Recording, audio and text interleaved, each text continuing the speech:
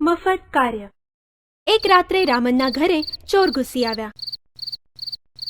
રામને એમને પહેલા જ જોઈ લીધા હતા. રામને ત્યારે જ એક યુક્તિ વિચારી લીધી હતી. એ એની પત્ની પાસે ગયો. લક્ષ્મી, શું તે સાંભળ્યું?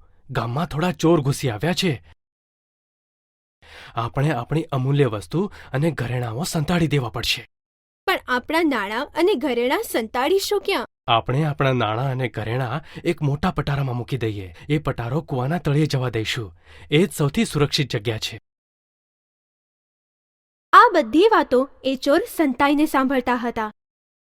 રામન અને એની પત્નીએ એક મોટા પટારામાં કંઈક ભરીને એ પટારો કૂવાના તળિયે જવા દીધો.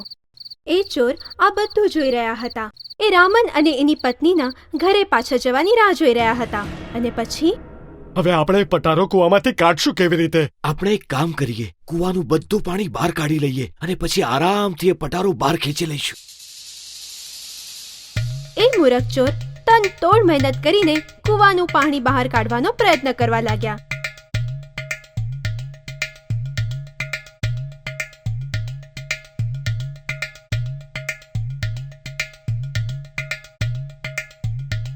પણ એ પાણી બહાર કાઢતા કાઢતા એ બંને ખૂબ જ થાકી ગયા.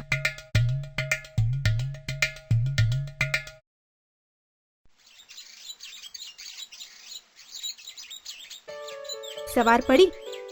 રામન ઘરની બહાર આવ્યો અને ચોર જ્યાં હતા ત્યાં ગયો અને કહ્યું, તમે આખી રાત મહેનત કરીને મારા આખા બગીચાને પાણી પાયું એ માટે ધન્યવાદ મિત્રો. હા, તમે કહેવા શું માંગો છો?